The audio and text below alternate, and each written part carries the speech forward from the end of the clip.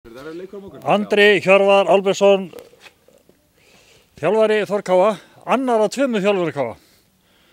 Andri, það Keflavík hérna á Þórsvelli á morgun. Hvernig leggst þetta verkefni í þig, Donna og mannskapinn?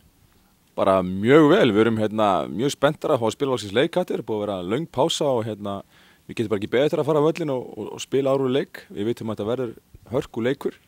Aðstæðurnar kannski verða svona blautt og erfitt, þannig að við bara hlökkum til, en þetta fílum við það helviti mikið að spila í slíkum aðstæðum. Engin verður þótt á vökni? Nei, nákvæmlega, ég held að allir knattspyrnumenn elski það að spila á svona aðstæður, sérstaklega engin vindur, heldur bara rigning og blautt og boltinn fara að fljóta vel og leikurinn hraðar og skemmtilegur. Ánum komum við inn á leikinn á morgun. Þið gerðu ágætisferð í Kópavoginn, þurftu nú samt að sætta ykkur við jafntefli á móti Blikum.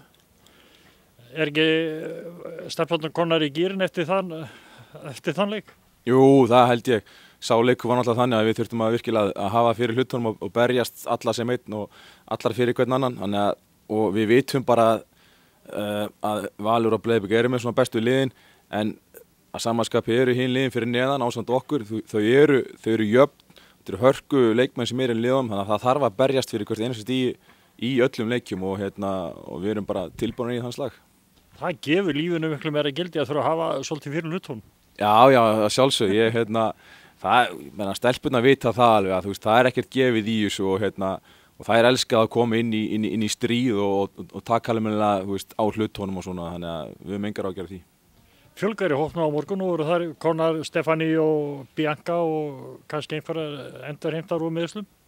Já, við erum með bara okkar sterkustu stelpur í þessum leik og mjög gott að fá Mexíkóuna aftur í liði. Þær komið með það sem þær hafa, ákveðin gæði og allt öðru í þessu leikmenn heldur en hina sem í hópnum okkar. Þannig að það sjálfsögur bara eykur breytina og samkeppnina í liðinu og það bara hollt fyrir allar.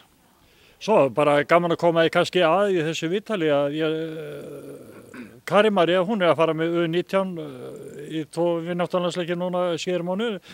Þetta segir dálítið mikið starfið okkar hérna.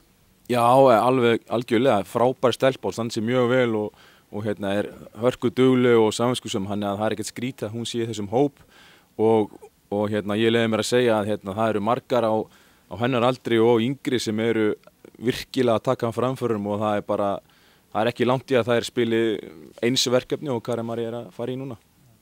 Það hópur fullt af flottum stelpum, yngri stelpum sem verður gaman að fylgjast með í framtíðinni sem eftir að koma upp. Alveg klárlega, þó að ég sé kannski meira megin í þorpinu og hef sér meira til þeirra, þá þykist ég vitið þess að það eru stelpur líka upp á Brekku sem eru alveg magnáður og framtíðin bara feikilega björt kvennamegin í yngri flokkunum og væntanlega þá í framtíðinni með meistaraflokk. En aftur að leikna á morgun, þið unnu Keflvíkinga á útivelli í fyrri umferðinni 1-2. Við náttúrulega viljum ekkert annað en sigur á morgun.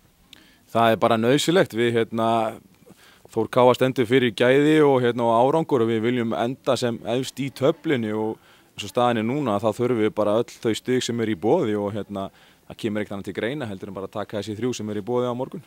Það bara bókvið, það þurfum stig heim í að hafa á morgun. Glæðið svo. Gangið vel. Takk.